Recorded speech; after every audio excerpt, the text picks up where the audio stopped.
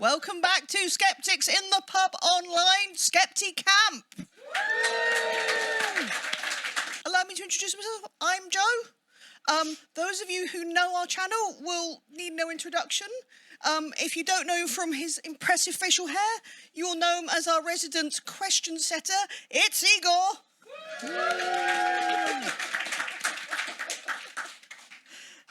So, introducing our first speaker, who probably doesn't need any introduction in his own right. Ladies and gentlemen, give it up for Cass Peters.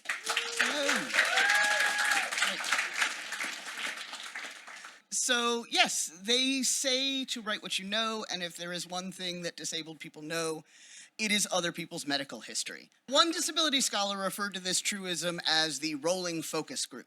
Right? The visible markers of our disability attract those that seek medical answers. A personal favorite of mine was the cab driver who asked if I thought his aunt's sudden deafness might have been caused by her recent COVID jab.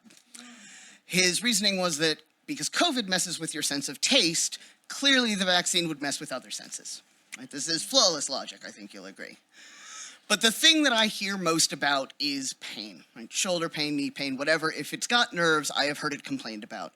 And when I suggest to the person who's just told me that walking any sort of distance is agony, that perhaps they might consider a mobility aid, suddenly the excuses come out, right? I'm too young, I'm not ready to give up, it's not that bad. I have heard all, but I know better than to come to Skepticamp with just anecdotes, so let's look at some data. In one study commissioned by a British scooter manufacturer, 57% of respondents said that they would be unwilling to use currently available mobility aids because they feared it would affect their social status. Only about 15% said they'd be willing to use them on a first date, and 20% on a night out with friends. Now, research tells us that underuse and non-use of needed devices can cause pain, excess disability, and other personal and societal costs, such as the inefficient use of finite medical resources. So these numbers really should be concerning to us. There's a lot of reasons that somebody might not use a mobility aid, even when it could be helpful. Obviously, there are structural and economic reasons, right? So this push rim here, not the wheel, just the rim, was 190 quid. And so was the other one. So these issues exist, but they are way outside of the scope of a 10-minute talk. So what I'm going to focus on today is the stories that we tell ourselves about disability and assistive tech, both because it can be instructive for larger conversations, but also because it's something that we can actually have an impact on as individuals. So taking on a mobility aid can threaten our sense of self. It tells us something about ourselves that we might not want to be true. Now that can be a transition between non-disabled and disabled, or it could just be a simple progression of age, right? Participants across several studies rated assistive tech highly when it was used for short-term rehab, but those opinions fell off sharply when talking about it as a part of your long-term care. Right? Needing that tech means something. So allow me to introduce you to the concept of internalized ableism. So if you grew up in an ableist society, and let me assure you that you did, you will have internalized some of that messaging about disabled people, and you can turn that on yourself. So if you think that disability is a source of shame, right, then you will be ashamed at the idea of labeling yourself as disabled. And we can do this even while we support our disabled friends. So, right, you might not come up to me and say, hey, you've given up because you're in a wheelchair. But that's a really common thing for people to tell themselves. Oh my goodness, it is time for my medication. I apologize for that. I thought I shut that alarm off. Right, so where we are, okay. Right, so internalized prejudice can be really insidious. Here is the thing. It is okay to feel a little bit weird about taking on a piece of assistive technology because you have been told such awful things about it. Just as we'd understand if somebody is deconstructing from a toxic faith culture and they feel a little bit icky about their own sexuality, right, as skeptics we can understand that these shameful messages are untrue, but also that it's going to take work to shed them. So I am not here to shame anyone, especially because it would make me a goddamn hypocrite, considering how long it took me to take on my first cane, but also because we know it doesn't work, right? Shame is not effective here, and it would probably be cruel even if it worked. So researchers have found that the stories that we tell ourselves about, they have a significant impact on our likelihood to use assistive technology. So if a cane signifies frailty and vulnerability, it's significantly less likely to get used than if it signifies independence and safety. And breaking down those stories and how best to detangle them is not always easy, right? There's differences across race and age and probably other stuff. So for example, in one study, Hispanic participants were much more likely to use personal assistants, which were usually family members, than assistive tech. And when asked about a hypothetical user of assistive technology, their assumption was that they would be very lonely and isolated. And researchers found that this could have an impact on their likelihood to use that assistive tech themselves because that's what it signified to them. And so that's a very different thing than, say, social status that we need to disentangle. It pushes different social buttons. So there's no one thing that fixes this issue, but we do know a couple of commonalities, right? Unsurprisingly, respondents that self-identify as disabled are much more likely to use their assistive tech because it's less of a threat to their identity. However, that threat's not entirely gone because we also know that there is a hierarchy of mobility aids. In general, it goes less noticeable to more. So a cane is less stigmatized to a walker, which is less stigmatized to a chair. But there's a difference in age here because manual chairs are much less desirable to older respondents than younger respondents, and that's partly due to the fact that older folks see themselves as not being able to move themselves around in their chair. So to them, a manual chair is a loss of independence. Again, it's not about the aid, it's about what it means to its user. Respondents with the lowest opinion of disability were among the least likely to use assistive tech, and they were the most likely to abandon social obligations rather than use it.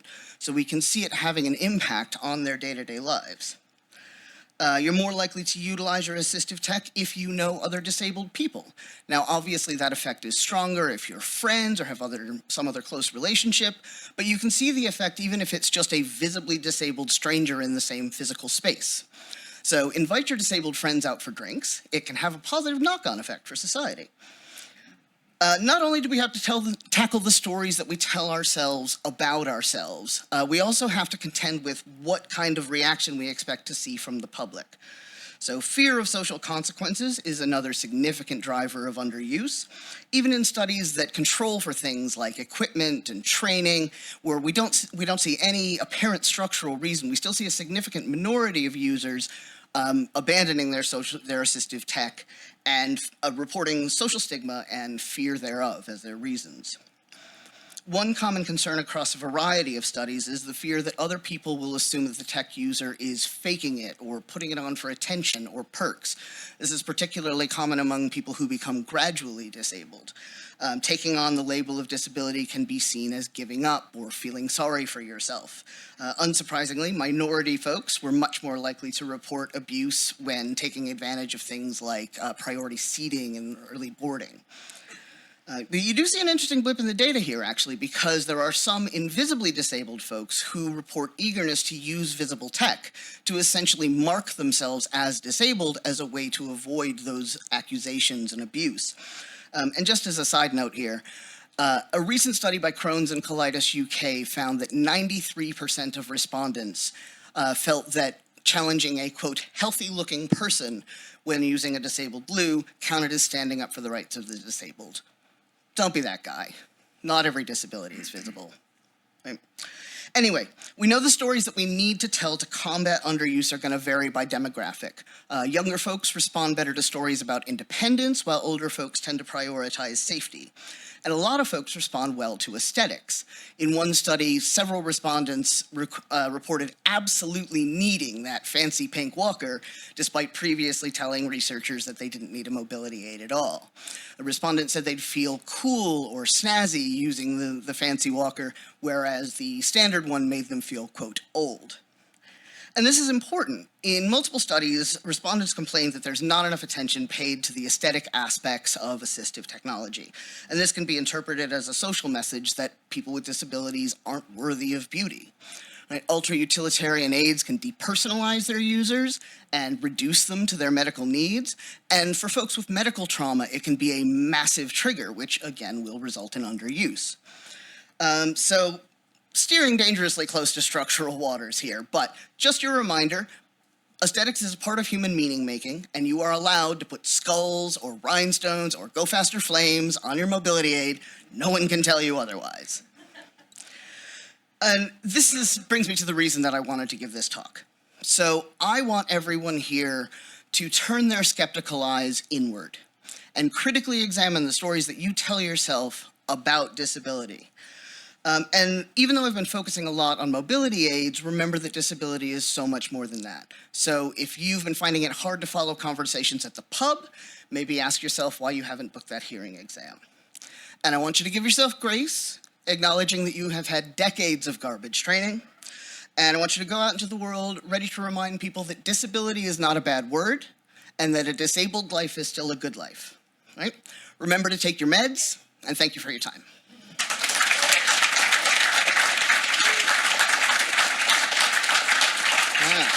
Cutting it close there. So, lots and lots of questions. Oh, jeez. I'll be here all weekend. Question from Anonymous. What pressure speaking for disabled people? When someone asks you a question, do you worry that people will think disabled people are funny, grumpy, etc.? I'm hoping I understand the question properly. You often end up feeling like the ambassador for an entire group of people when you're visibly disabled. So if you are justifiably upset about something that's going on, you have to worry about, being the bad cripple, being the angry disabled person that's going to make it harder for the next person. So yeah, I imagine it's a very similar for folks with different skin tones, that you just feel like you're the ambassador and you have to put on a good face for a lot of situations. Another one from Anonymous. If you're able-bodied, is there an established etiquette for talking to someone in a wheelchair? Do you remain standing, crouch down, grab a chair, etc.? Remain standing in general, make eye contact, talk directly to us as opposed to whoever we're with. Sometimes in crowded situations, it can be really hard to hear people because it's only a couple of feet, but, in a crowded bar, that can be a lot. So if somebody's having a hard time hearing, just ask, hey, do you want me to kneel down? When in doubt, ask. I think we might get two more. Is there a fear of becoming long-term dependent on aids, even if it's only needed temporarily? This is such a common thing that people report. Well, you don't want to use the cane too often because then you'll become dependent on it. It's a really common thing that people hear, even from people like physiotherapists who really should know better.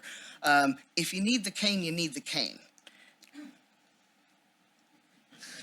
And the last question is from Igor. Yay! Is the problem of able-bodied people using accessibility infrastructure ever a problem?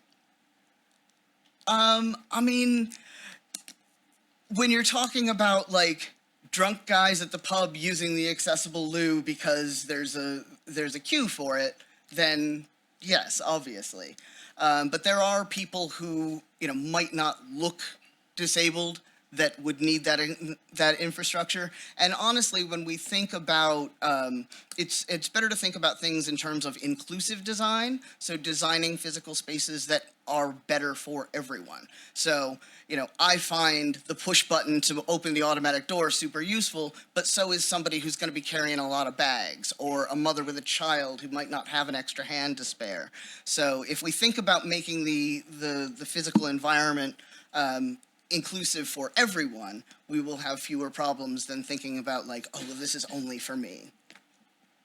Awesome. Ladies and gentlemen, give it up. Cass Peters.